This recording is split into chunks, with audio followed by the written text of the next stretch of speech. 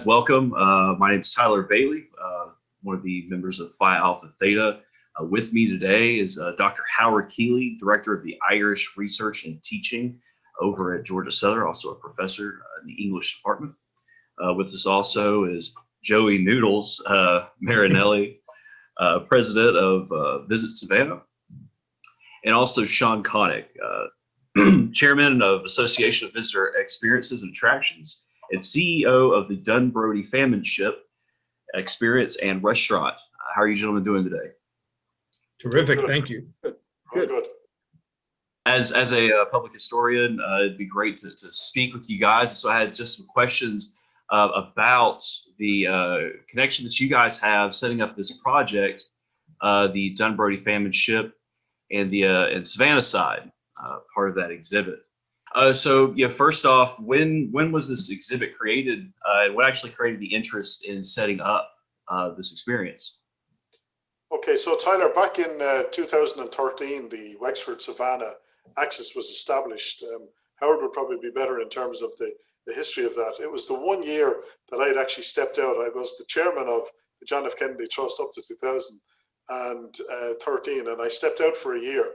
And I stepped back in then as chief executive in 2014. And as part of my overview of the project in 2014, we did an assessment of all the different component parts of the project and the attraction. And some of that involved looking at the visitor experience downstairs. So the visitor journey when you came back in off of the attraction, having had the visit to the ship, when you came back in, what were they encountering? And at the time we had a fairly sort of dull hallway, which really wasn't engaging the customers. I had spent some time sitting in it watching the movement of the visitors. No better way than assessing whether something is engaging or not than watching the people walk through. And that's what it became. It was a walkthrough. So in 2015, I engaged a gentleman called Jack Harrison to look at creating a document for the project, which I can make available. I'll email it across to Howard for you, Tyler, so that you can have a look at it. And what we did there was Jack and myself looked at the visitor journey itself right through the building, and we identified 10 improvements, 10 different sections of the visitor experience indoors that we could improve.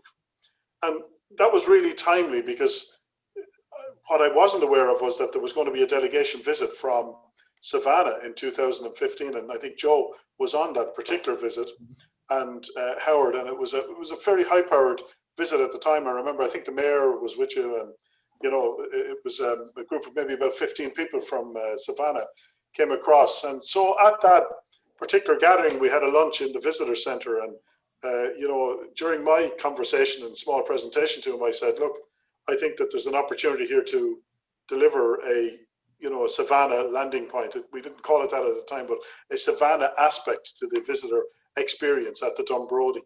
And so that we were able to then engage with Jack Harrison to incorporate in that a rough or a draft outline of a design for the visitor experience. And we completed those works in 15.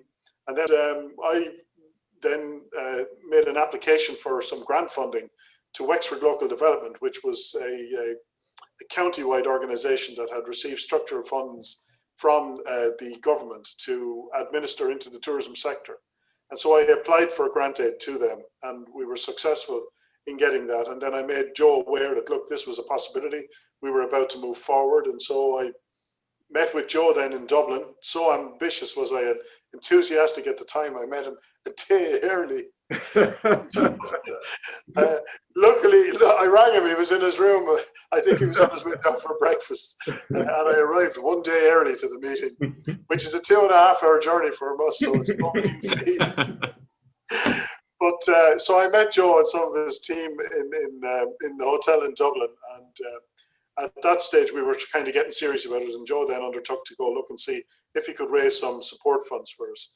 And really that's how it came about. And then Joe and myself worked with Mirador Media, who were the guys who were brought into design, and we sent the designs to and fro, so there was an input from Savannah into relation to what we were putting in, and then that culminated in the end result, which was the opening of the Savannah landing point in September 2019, which was really exciting and a great great event from our perspective, and a brilliant linking back up after 170 years of the connection between the port of New Ross and that quayside. So fantastic achievement really between all the various people who were party to that overall. So Howard's input from the college and from his involvement, Joe's from Visit Savannah, and my own then from New Ross, and the partnerships with the County Council in Wexford and with everybody in Savannah made it happen.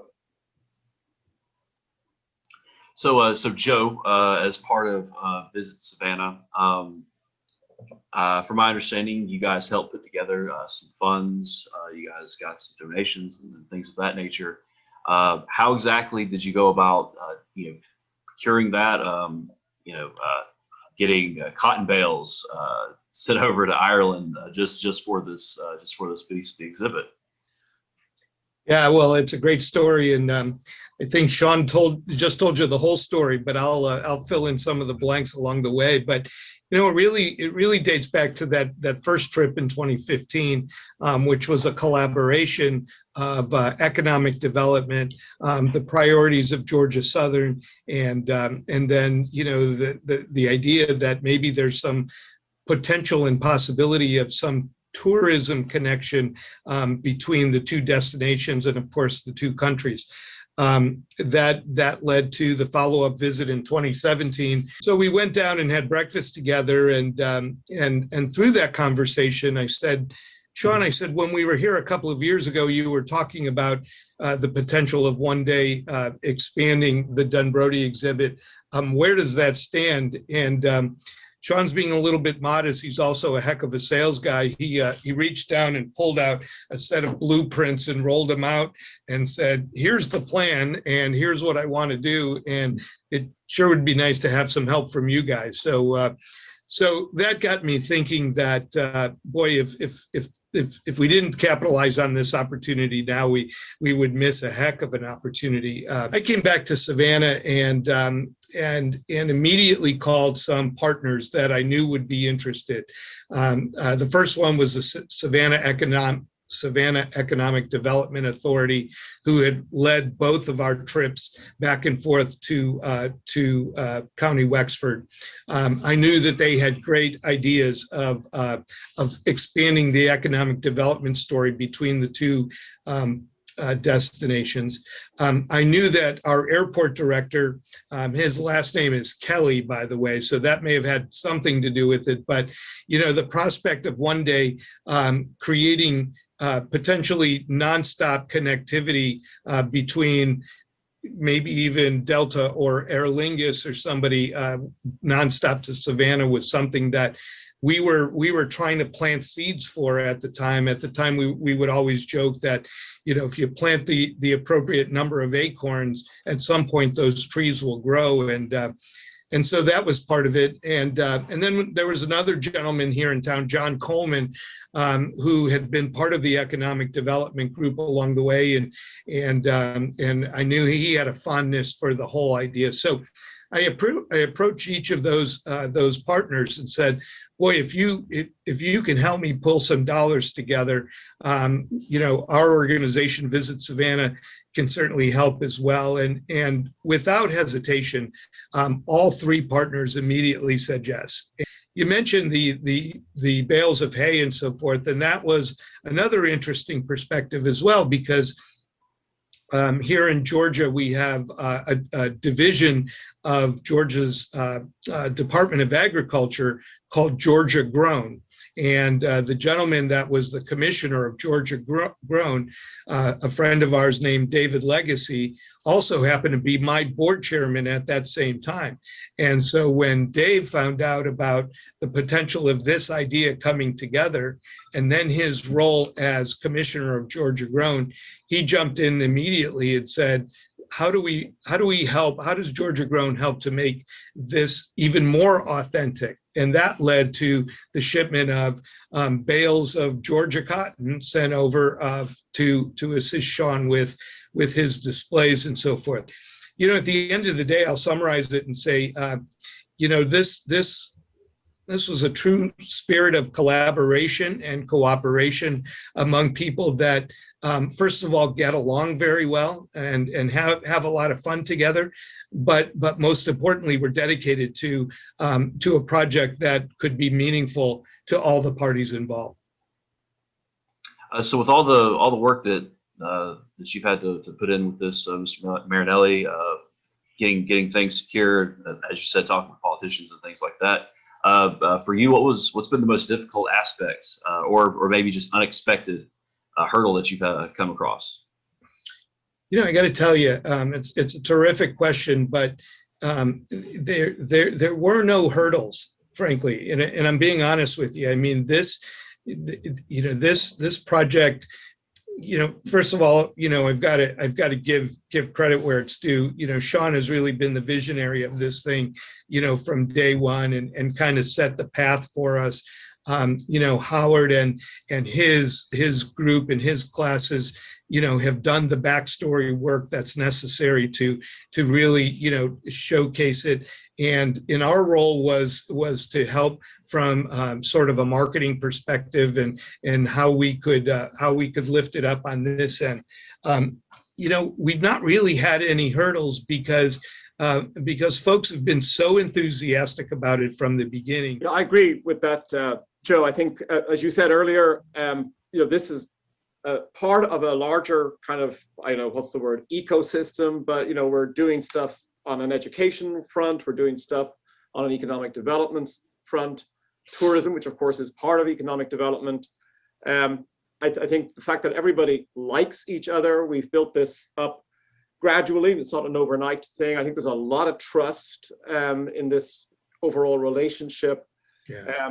And I think maybe another little thing to sort of add is that if we look at our kind of overall marketplaces, Savannah is a huge tourist market, but it's a regional city, and similarly New Ross is not Dublin. And so I think that we both understand each other in terms of some of the challenges we have vis-a-vis our kind of competitor cities and sites. I'd like to agree with both Joe and Howard, Tyler, in that really there were no obstacles. We found that, back in 2013, education was, I think, the foundation that, that was the foundation that was laid, and that was built on then with the political connections with our Taoiseach at the time. Actually, he was he was Minister for Tourism at the time, who went on to become Taoiseach of the country, and Leo Varadkar, who went out to sign the Wexford Savannah Axis, and then we had our own Minister Paul Kehoe in County Wexford, and all of the political sides. And so when I went to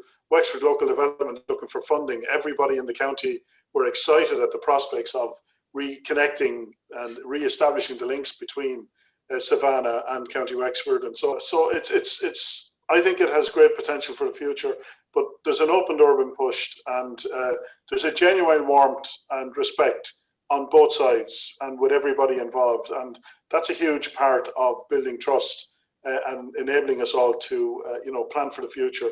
And with the purpose of it being, we're going to send more people from Ireland to Savannah, and in the hope that we will get people from Georgia and the state and the neighbouring states that will come to Ireland to see, where maybe their ancestors came from and what the connection is all about. And that's really what this has been all about. It's about people. And from a tourist perspective, from a visitor perspective, there are certain narratives that have kind of become overplayed. So in Ireland, for example, if we say, give people a word association game and say emigration, United States, the answers that people will immediately generate are New York, Chicago, Boston. And Savannah will not be part of that. So it's serving both of those criteria. On the one part, it's offering very good information, historically accurate information, not kind of just the Wikipedia version of things. And second of all, it has a kind of uniqueness to it. It's unusual. It's an old story, but in many ways, it's a new story. So I think it's adding value that way as well. From our perspective at the university, and I think this goes to your interest in public history as an academic pursuit, what I have found, and I didn't really think of this going into the overall project, but when you have I mean, just to use the word we're using, a landing point for student work, it really transforms the teaching research experience because, I mean, to put it frankly, you can really hold the students to account. That really, for me, has been one of the biggest revelations of all. If we're doing this kind of research work, we have somewhere to put it, and we have people who are not your professor, who are holding you accountable, and who are generously opening up their facility and giving their time. You know, as a student, you know, my message to the students is you better perform, you better deliver. It's a professionalizing experience in the public history space. And I think it's a superb model. I just feel like we're super lucky to have had this particular team. With a program that has such rigorous requirements, making sure that you have you know, letters of recommendation, you know, great scholastic marks, things like that. Outside of that, what would you suggest for students as far as advice that might be applying to similar programs?